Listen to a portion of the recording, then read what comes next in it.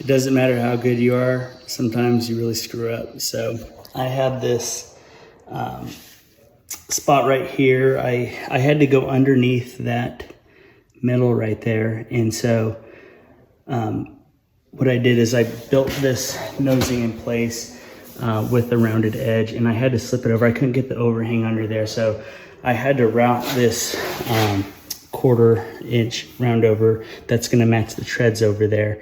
And I had to do this spot in place. And it was on a Friday, it was like 104 degrees, and something happened with my router. I don't know what happened. It was a 1/4 inch low, so it basically just gouged this whole section. I was ready to go.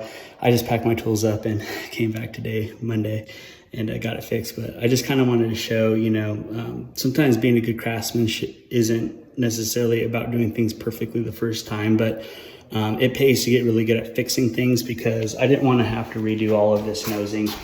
Basically, I built it so that it could have a round over that matched the stairs here, because they're going to be box treads all the way around, and they have a 1/4 inch round on them. So I wanted everything to match. So that's why I built it in place. And yeah, I completely gouged this whole section there.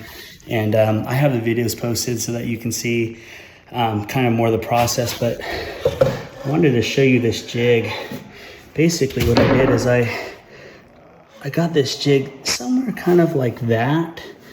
And what I was able to do is trim around, about half of the thickness here, and where it would go from nothing all the way to the deepest part of the gouge. So this was my guide that I built, and basically it's just off square. It's pulled in a little bit, but this is just a guide to get me a template so that I could patch in this piece. So you really can't tell with the way the grain was where I cut it.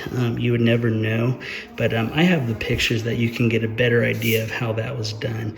So yeah, like I said, my dad always told me it's not always how good you are, it's your ability to fix things too. So hope that helps give you some insight on doing repairs and learning how to do stuff that is more intense.